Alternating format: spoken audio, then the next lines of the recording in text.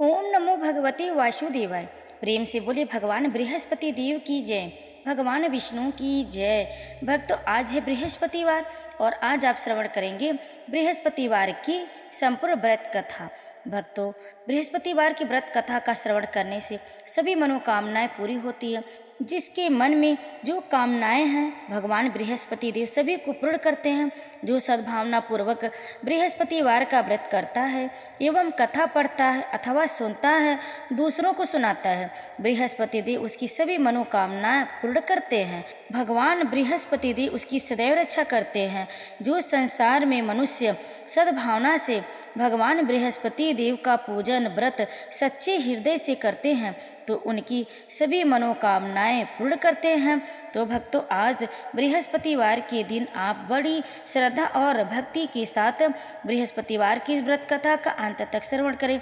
Video पसंद आए तो एक लाइक जरूर करें, कमेंट में बृहस्पति देव की जय लिखकर हमारे चैनल दिव्य कथा कहानी को सब्सक्राइब जरूर करें। तो आइए भक्तों, श्रवण करते हैं बृहस्पतिवार की व्रत कथा। भारतवर्ष में एक प्रतापी और दानी राजा राज करता था। वह नित्य गरीबों और ब्राह्मणों की सहायता करता था। यह बात उसकी रानी को अच्छी नहीं लगती थी। वह न ही गरीबों को दान देती, न ही भगवान का पूजन करती थी और राजा को भी दान देने से मना किया करती थी। एक दिन राजा शिकार खेलने वन को गए हुए थे तो रानी महल में अकेली थी। उसी समय बृहस्पति देव साधु वेश में राजा के महल में भिक्षा के लिए गए और भिक्षा मांगी। रानी ने भिक्षा देने से इनकार किया और कहा, हे साधु महाराज, मैं तो दान पुण्य से तंग आ गई हूँ। मेरा पति सारा धन लुटाते रहते हैं। मेरी इच्छा है कि मेरा सारा धन नष्ट हो जाए, फिर न रहेगा बांस, न बजेगी बांसुरी। साधु ने कहा, देवी तुम तो बड़ी विचित्र हो। धन संतान तो सभी चाहते हैं, पुत्र और लक्ष्मी तो पापी के भी घर होने चाहिए। यदि तुम्हारे पास अधिक धन है तो भूखों को भोजन दो, प्यासों के लिए प्याऊ बनवाओ, मुसाफिरों के लिए धर्मशालाएं खुलवाओ। जो निर्धन अपनी कुंवारी कन्याओं का विवाह नहीं कर सकते उनका विवाह करा दो। ऐसे और कई काम हैं जिनके करने से तुम्हारा यश लोक परलोक में फैलेगा। परंतु रानी पर उपदेश का कोई प्रभाव न पड़ा। वह बोली, महाराज आप मुझे कुछ न समझाएं। मैं ऐसा धन नहीं चाहती जो हर जगह बांटती फिरो। साधु ने उत्तर दिया, यदि तुम्हारी ऐसी इच्छा है तो तथास्तु, तुम ऐसा करना कि बृहस्पतिवार को घर लीपकर पीली मिट्टी से अपना सिर धोकर स्नान करना, भट्टी चढ़ाकर कपड़े धोना। ऐसा करने से आपका सारा धन नष्ट हो जाएगा। इतना कहकर वह साधु महाराज वहाँ से अंतर्ध्यान हो गए। साधु के अनुसार कई बातों को पूरा करते हुए रानी को केवल 3 बृहस्पतिवार ही बीते थे कि उसकी समस्त धन संपत्ति नष्ट हो गई। भोजन के लिए राजा का परिवार तरसने लगा। तब एक दिन राजा ने रानी से बोला कि हे रानी, तुम यहीं रहो, मैं दूसरे देश को जाता हूँ, क्योंकि यहाँ पर सभी लोग मुझे जानते हैं, इसलिए मैं कोई छोटा कार्य नहीं कर सकता। ऐसा कहकर राजा परदेश चला गया। वहाँ वह जंगल से लकड़ी काट कर लाता और शहर में बेचता। इस तरह वह अपना जीवन व्यतीत करने लगा। इधर राजा की परदेश जाते ही रानी और दासी दुखी रहने लगी। एक बार जब रानी और दासी को 7 दिन तक बिना भोजन के रहना पड़ा तो रानी ने अपनी दासी से कहा, हे दासी, पास ही के नगर में मेरी बहन रहती है, वह बड़ी धनवान है, तो उसके पास जा और कुछ ले आ ताकि थोड़ी बहुत गुजर बसर हो जाए। दासी रानी की बहन के पास गई। उस दिन गुरुवार था और रानी की बहन उस समय बृहस्पतिवार व्रत की कथा सुन रही थी। दासी ने रानी की बहन को अपनी रानी का संदेश दिया, लेकिन रानी की बड़ी बहन ने कोई उत्तर नहीं दिया। जब दासी को रानी की बहन से कोई उत्तर नहीं मिला तो वह बहुत दुखी हुई और उसे क्रोध भी आया। दासी ने वापस आकर रानी को सारी बात बता दी। सुनकर रानी ने अपने भाग्य को कोसा। उधर रानी की बहन ने सोचा कि मेरी बहन की दासी आई थी परंतु मैं उससे नहीं बोली, इससे वह बहुत दुखी हुई होगी।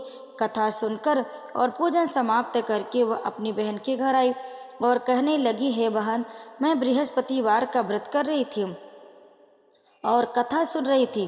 तुम्हारी दासी मेरे घर आई थी, परंतु जब तक कथा होती है तब तक न तो उठते हैं और न ही बोलते हैं, इसलिए मैं नहीं बोली। कहो दासी क्यों गई थी? रानी बोली, बहन तुमसे क्या छिपाऊं, हमारे घर में खाने तक को अनाज नहीं था। ऐसा कहते कहते रानी की आंखें भर आईं। उसने दासी समेत पिछले 7 दिनों से भूखे रहने तक की बात अपनी बहन को विस्तार पूर्वक सुना दी। रानी की बहन बोली, देखो बहन, भगवान बृहस्पति देव सबकी मनोकामना को पूर्ण करते हैं। देखो, शायद तुम्हारे घर में अनाज रखा हो। पहले तो रानी को विश्वास नहीं हुआ, पर बहन के आग्रह करने पर उसने अपनी दासी को अंदर भेजा तो उसे सचमुच अनाज से भरा एक घड़ा मिल गया। यह देखकर दासी को बड़ी हैरानी हुई। दासी रानी से कहने लगी, हे रानी, जब हमको भोजन नहीं मिलता तो हम व्रत ही तो करते हैं, इसलिए क्यों न इनसे व्रत और कथा की विधि पूछ ली जाए ताकि हम भी व्रत कर सकें। तब रानी ने अपनी बहन से बृहस्पतिवार व्रत के बारे में पूछा। उसकी बहन ने बताया, बृहस्पतिवार के व्रत में चने की दाल और मुनक्का से विष्णु भगवान का केले की जड़ में पूजन करें तथा दीपक जलाएं, व्रत कथा सुनें और पीला भोजन ही करें। इससे बृहस्पति देव प्रसन्न होते हैं। व्रत और पूजन विधि बताकर रानी की बहन अपने घर को लौट गई। 7 दिन के बाद जब गुरुवार आया तो रानी और दासी ने व्रत रखा। घुड़साल में जाकर चना और गुड़ लेकर आए, फिर उससे केले की जड़ तथा विष्णु भगवान का पूजन किया। अब पीला भोजन कहाँ से आए, इस बात को लेकर दोनों बहुत दुखी थे। चूँकि उन्होंने व्रत रखा था, इसलिए बृहस्पति देव उनसे प्रसन्न थे। वे एक साधारण व्यक्ति का रूप धारण कर 2 थालों में सुंदर पीला भोजन दासी को दे गए। भोजन पाकर दासी प्रसन्न हुई और फिर रानी के साथ मिलकर भोजन ग्रहण किया। उसके बाद वे सभी गुरुवार को व्रत और पूजन करने लगे।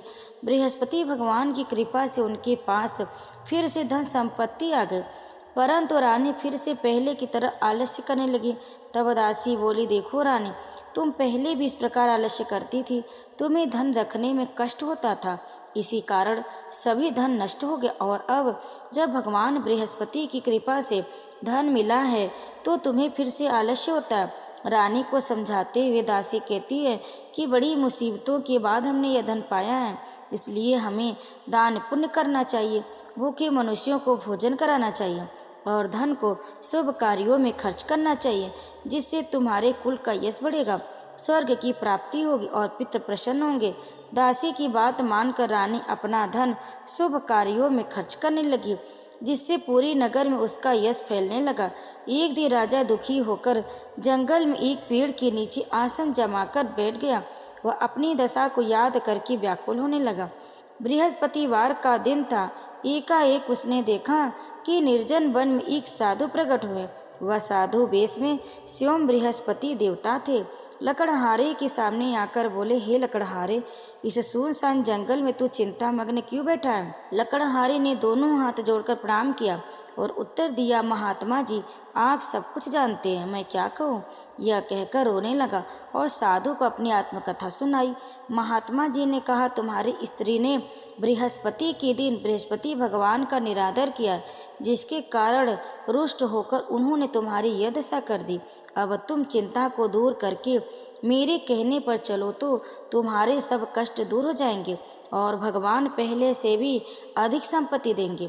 तुम बृहस्पति के दिन कथा किया करो, 2 पैसे के चने मुनक्का लाकर उसका प्रसाद बनाओ और शुद्ध जल से लोटे में शक्कर मिलाकर अमृत तैयार करो। कथा के पश्चात अपने सारे परिवार और सुनने वाले प्रेमियों में अमृत व प्रसाद बांटकर आप भी ग्रहण करो। ऐसा करने से भगवान तुम्हारी सब मनोकामनाएं पूरी करेंगे।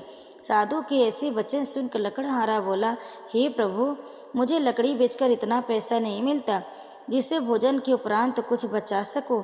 मैंने रात्रि में अपनी स्त्री को व्याकुल देखा, मेरे पास कुछ भी नहीं है जिससे मैं उसकी खबर मंगा सकूं। साधु ने कहा, हे लकड़हारे, तुम किसी बात की चिंता मत करो।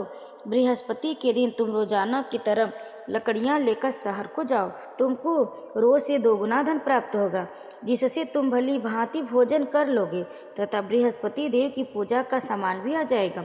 इतना कहकर साधु अंतर ध्यान हो गए। धीरे धीरे समय व्यतीत होने पर फिर वही बृहस्पतिवार का दिन आया। लकड़हारा जंगल से लकड़ी काटकर किसी शहर में बेचने गया। उसे उस दिन और दिन से अधिक पैसा मिला। राजा ने चना गुड़ आदि लाकर गुरुवार का व्रत किया। उस दिन से उसके सभी क्लेश दूर हो गए। परंतु जब दोबारा गुरुवार का दिन आया तो बृहस्पतिवार का व्रत करना भूल गया। इस कारण बृहस्पति भगवान नाराज हो गए। उस दिन उस नगर के राजा ने विशाल यज्ञ का आयोजन किया तथा शहर में यह घोषणा करा दी कि कोई भी मनुष्य अपने घर में भोजन न बनावे, न आग जलावे। समस्त जनता मेरे यहाँ भोजन करने आवे। इस आज्ञा को जो न मानेगा उसे फांसी की सजा दी जाएगी। इस तरह की घोषणा संपूर्ण नगर में करवा दी गई। राजा की आज्ञा अनुसार शहर के सभी लोग भोजन करने आए, लेकिन लकड़हारा कुछ देर से पहुंचा, इसलिए राजा उसको अपने साथ घर लेवा ले गए और ले जाकर भोजन करा रहे थे तो रानी की दृष्टि उस खूंटी पर पड़ी जिस पर उनका हार लटका हुआ था। वह वहाँ पर दिखाई नहीं दिया तो रानी ने निश्चय किया कि मेरा हार इस मनुष्य ने चुरा लिया है। उसी समय सिपाहियों को बुलाकर उसको कारागार में डलवा दिया। जब लकड़हारा कारागार में पड़ गए और बहुत दुखी होकर विचार करने लगा कि न जाने कौन से पूर्व जन्म के कर्म से मुझे यह दुख प्राप्त हुआ है, और उसी साधु को याद करने लगा जो कि जंगल में मिला था।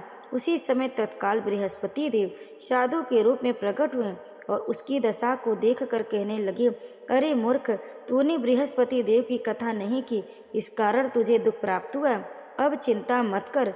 बृहस्पतिवार के दिन कारागार के दरवाजे पर 4 पैसे पड़े मिलेंगे, उनसे तो बृहस्पति देव की पूजा करना, तेरे सभी कष्ट दूर हो जाएंगे। बृहस्पति के दिन उसे 4 पैसे मिले। लकड़हारे ने कथा कही। उसी रात्रि को बृहस्पति देव ने उस नगर के राजा को स्वप्न में कहा, हे राजा, तुमने जिस आदमी को कारागार में बंद कर दिया है वह निर्दोष है, वह राजा, उसे छोड़ देना। रानी का हार उसी खूंटी पर लटका है। अगर तू ऐसा नहीं करेगा तो मैं तेरे राज्य को नष्ट कर दूंगा। इस तरह रात्रि के स्वप्न को देखकर राजा प्रातः काल उठा और खूंटी पर हार देखकर लकड़हारे को बुलाकर क्षमा मांगी तथा लकड़हारे को योग्य सुंदर वस्त्र आभूषण देकर विदा कर दिया। बृहस्पति देव की आज्ञा अनुसार लकड़हारा अपने नगर को चल दिया। जब राजा अपने नगर के निकट पहुंचा तो उसे बड़ा आश्चर्य हुआ। नगर में पहले से भी अधिक बाग, तालाब, कुएं तथा बहुत सी धर्मशाला, मंदिर आदि बन गई हैं। राजा ने पूछा, यह किसका बाग और धर्मशाला है? तब नगर के सब लोग कहने लगे, यह सब रानी और बांदी के। तो राजा को आश्चर्य हुआ और गुस्सा भी आया। जब रानी ने यह खबर सुनी कि राजा आ रहे हैं तो उन्होंने बांदी से कहा, हे दासी, देख राजा हमको कितनी बुरी हालत में छोड़ गए थे, हमारी ऐसी हालत देखकर वह लौट न जाए, इसलिए तू दरवाजे पर खड़ी हो जा। आज्ञा अनुसार दासी दरवाजे पर खड़ी हो गई। राजा आए तो उन्हें अपने साथ लिवा लाई। तब राजा ने क्रोध करके अपनी रानी से पूछा कि यह धन तुम्हें कैसे प्राप्त हुआ? तब उन्होंने कहा, हमें यह सब धन बृहस्पति देव के इस व्रत के प्रभाव से प्राप्त हुआ। राजा ने निश्चय किया कि 7 रोज बाद तो सभी बृहस्पति देव का पूजन करते हैं, परंतु मैं प्रतिदिन दिन में 3 बार कहानी तथा रोज व्रत किया करूँगा। अब हर समय राजा के दुपट्टे में चने की दाल बधी रहती तथा दिन में 3 बार कहानी कहता। एक रोज राजा ने विचार किया कि चलो अपनी बहन के यहाँ हो आवें। इस तरह निश्चय कर राजा घोड़े पर सवार हो अपनी बहन के यहाँ को चलने लगा। मार्ग में उसने देखा कि कुछ आदमी एक मुर्दे को लिए जा रहे। उन्हें रोककर राजा कहने लगा, अरे भाइयों, मेरी बृहस्पति देव की कथा सुन लो। वे बोले, लो, हमारा तो आदमी मर गया है, इसको अपनी कथा की पड़ी है। परंतु कुछ आदमी बोले, अच्छा कहो, हम तुम्हारी कथा सुनेंगे। राजा ने दाल निकाली और कथा कहना शुरू किया। जब कथा आधी हुई कि मुर्दा हिलने लग गया और जब कथा समाप्त हो गई तो राम राम करके मनुष्य उठकर खड़ा हो गया। आगे मार्ग में उसे एक किसान खेत में हल चलाता मिला। राजा ने उसे देख और उससे बोला, अरे भैया, तुम मेरी बृहस्पतिवार की कथा सुन लो। किसान बोला, जब तक मैं तेरी कथा सुनूंगा तब तक 4 हरैया जोत लूँगा, जाए अपनी कथा किसी और को सुनाना। इस तरह राजा आगे चलने लगा। राजा के हटते बैल पछाड़ खाकर गिर गए तथा किसान के पेट में बड़ी जोर का दर्द होने लगा। उस समय उसकी माँ रोटी लेकर आई। उसने जब यह देखा तो अपने पुत्र से सब हाल पूछा और बेटे ने सभी हाल कह दिया। तो बुढ़िया दौड़ी दौड़ी उस घुड़सवार के पास गई और उससे बोली कि मैं तेरी कथा सुनूंगी, तो अपनी कथा मेरे खेत पर चलकर ही कहना। राजा ने बुढ़िया के खेत पर जाकर कथा कही, जिसके सुनते ही वह बैल उठ खड़े हुए तथा किसान के पेट का दर्द भी बंद हो गया। राजा अपनी बहन के घर पहुंचा। बहन ने भाई की खूब खातिरदारी की। दूसरे रोज प्रातः काल राजा जगा तो वह देखने लगा कि सब लोग भोजन कर रहे हैं। राजा ने अपनी बहन से कहा, ऐसा कोई मनुष्य है जिसने भोजन नहीं किया हो? मेरी बृहस्पतिवार की कथा सुन ले। बहन बोली, हे भैया, यह देश ऐसा ही है कि पहले यहाँ लोग भोजन करते हैं, बाद में अन्य काम करते हैं। अगर कोई पड़ोस में हो तो दिखाऊं। वह ऐसा कहकर देखने चली गई, परंतु उसे कोई ऐसा व्यक्ति नहीं मिला जिसने भोजन न किया हो। अतः वह एक कुम्हार के घर गई जिसका लड़का बीमार था। उसे मालूम हुआ कि उनके यहाँ 3 रोज से किसी ने भोजन नहीं किया। रानी ने अपने भाई की कथा सुनने के लिए कुम्हार से कहा तो वह तैयार हो गया। राजा ने जाकर बृहस्पतिवार की कथा कही, जिसको सुनकर उसका लड़का ठीक हो गया। अब तो राजा की प्रशंसा होने लगी। एक रोज राजा ने अपनी बहन से कहा कि हे बहन, हम अपने घर को जाएंगे, तुम भी तैयार हो जाओ। राजा की बहन ने अपनी सास से कहा। सास ने कहा, हाँ चली जा, परंतु अपने लड़के को मत ले जाना, क्योंकि तेरे भाई को कोई औलाद नहीं है। बहन ने अपने भैया से कहा, हे भैया, मैं तो चलूँगी, पर कोई बालक नहीं जाएगा। राजा बोला, जब कोई बालक नहीं चलेगा तब तुम ही क्या करोगी? बड़ी दुखी मन से राजा अपने नगर को लौट आया। राजा ने अपनी रानी से कहा, हम निर्वंशी हैं, हम निसंतान हैं, हमारा मुख देखने का धर्म नहीं है और कुछ भोजन आदि नहीं किया। रानी बोली, हे प्रभु, बृहस्पति देव ने हमें सब कुछ दिया, वह हमें औलाद अवश्य देंगे। उसी रात को बृहस्पति देव ने राजा से स्वप्न में कहा, हे राजा, उठ, सभी सोच त्याग दे, तेरी रानी गर्भ से है। राजा की यह बात सुनकर रानी को बड़ी खुशी हुई। फिर 9वें महीने में उसके गर्भ से एक सुंदर पुत्र पैदा हुआ। तब राजा बोला, हे रानी, स्त्री बिना भोजन के रह सकती है, पर बिना कुछ कहे नहीं रह सकती। जब मेरी बहन आवे तो मुझसे कुछ मत कहना। रानी ने सुनकर तो हाँ कर दिया। जब राजा की बहन ने यह शुभ समाचार सुना तो वह बहुत खुश हुई तथा बधाई लेकर अपने भाई के यहाँ आई। तभी रानी ने कहा, घोड़ा चढ़कर तो नहीं आई, गधा चढ़ी आई। राजा की बहन बोली, भाभी, मैं इस प्रकार न कहती तो तुम्हें औलाद कैसे मिलती? बृहस्पति देव ऐसे ही हैं, जैसे जिसकी मन में कामनाएं हैं सभी को पूर्ण करते। जो सद्भावना पूर्वक बृहस्पतिवार का व्रत करता है एवं कथा पढ़ता अथवा सुनता है, दूसरों को सुनाता है, बृहस्पति देव उसकी सभी मनोकामना पूर्ण करते हैं। भगवान बृहस्पति देव उसकी सदैव रक्षा करते हैं। संसार में जो मनुष्य सद्भावना से भगवान जी का पूजन व्रत सच्चे हृदय से करते हैं तो उनकी सभी मनोकामनाएं पूर्ण करते। जैसी सच्ची भावना से राजा और रानी ने उनकी कथा का गुणगान किया तो उनकी सभी इच्छाएं बृहस्पति देव जी ने पूर्ण की थी। तो प्रेम से बोलिए बृहस्पति देव की जय, भगवान विष्णु की जय। भक्तों, अब आप श्रवण करें बृहस्पतिवार व्रत की दूसरी कथा। प्राचीन काल में एक ब्राह्मण रहता था। वह बहुत निर्धन था, उसको कोई संतान नहीं थी। उसकी स्त्री बहुत मलिनता के साथ रहती थी। वह स्नान न करती, किसी देवता का पूजन न करती। इससे ब्राह्मण देवता बड़े दुखी थे। बेचारे बहुत कुछ कहते थे, परंतु उसका कुछ परिणाम न निकला। भगवान की कृपा से ब्राह्मण की स्त्री के कन्या रूपी रत्न पैदा हुआ। कन्या बड़ी होने पर प्रातः स्नान करके विष्णु भगवान का जाप व बृहस्पतिवार का व्रत करने लगी। अपने पूजन पाठ को समाप्त करके विद्यालय जाती तो अपनी मुट्ठी में जौ भर कर ले जाती और पाठशाला के मार्ग में डालती जाती। तब ये जौ स्वर्ण के हो जाते तो लौटते समय उनको बीनकर घर ले आती थी। एक दिन वह बालिका सूप में उस सोने के जौ को फटक कर साफ कर रही थी कि उसके पिता ने देख लिया और कहा, हे बेटी, सोने के जौ के लिए सोने का सूप होना चाहिए। दूसरे दिन बृहस्पतिवार था। उस कन्या ने व्रत रखा और बृहस्पति देव से प्रार्थना करके कहा, मैंने आपकी पूजा सच्चे मन से की हो तो मेरे लिए सोने का सूप दे दो। बृहस्पति देव ने उसकी प्रार्थना स्वीकार कर ली। रोजाना की तरह वह कन्या जौ फैलाती हुई जाने लगी। जब लौट कर जौ बीन रही थी तो बृहस्पति देव की कृपा से सोने का सूप मिला। उसे वह घर ले आई और उसमें जौ साफ करने लगी, परंतु उसकी माँ का वही ढंग रहा। एक दिन की बात है कि वह कन्या सोने के सूप में जौ साफ कर रही थी। उस समय उस शहर का राजपुत्र वहाँ से होकर निकला। इस कन्या के रूप और कार्य को देखकर मोहित हो गया तथा अपने घर आकर भोजन तथा जल त्याग कर उदास होकर लेट गया।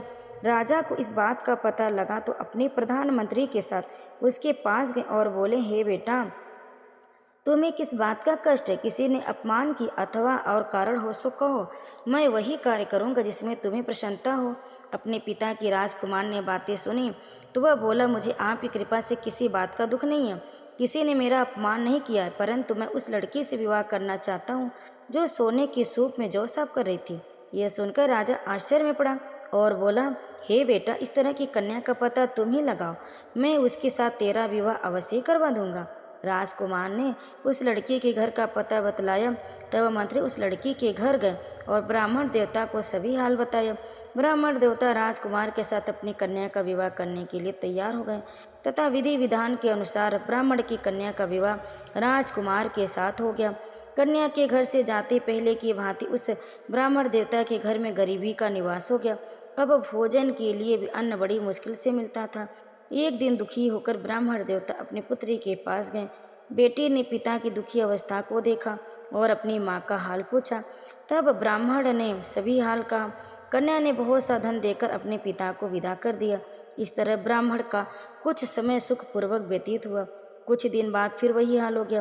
ब्राह्मण फिर अपनी कन्या के यहाँ गए और सारा हाल कहा तो लड़की बोली, हे पिताजी, आप माता जी को यहाँ लिवा लाओ, मैं उन्हें व्रत की विधि बता दूंगी जिससे गरीबी दूर हो जाए। वह ब्राह्मण देवता अपनी स्त्री को साथ लेकर पहुँचे तो अपनी माँ को समझाने लगी, हे माँ, तुम प्रातःकाल प्रथम स्नान आदि करके विष्णु भगवान का पूजन करो तो सब दरिद्रता दूर हो जाओगी। परंतु उसकी माँ ने एक भी बात नहीं मानी और प्रातःकाल उठकर अपनी पुत्री के बच्चों की जूठन को खा लिया। उससे पुत्री को भी बहुत गुस्सा आया और एक रात को कोठरी से सभी सामान निकाल दिया और अपनी माँ को उसमें बंद कर दिया। प्रातःकाल उसे निकाला तथा स्नान आदि करा के पाठ करवाया तो उसकी माँ की बुद्धि ठीक हो गई और फिर प्रत्येक बृहस्पतिवार को व्रत रखने लगी। इस व्रत के प्रभाव से उसके माँ बाप बहुत ही धनवान और पुत्रवान हो गए और बृहस्पति जी के प्रभाव से इस लोक के सुख भोग कर स्वर्ग को प्राप्त हुए। तो बोलिए विष्णु भगवान की जय, बृहस्पति देव की जय। भक्तों, अब आप श्रवण करें भगवान बृहस्पति देव की आरती। ओम जय बृहस्पति देवा, स्वामी जय बृहस्पति देवा। छिन छिन भोग लगाऊं, छिन छिन भोग लगाऊं, कदली फल मेवा।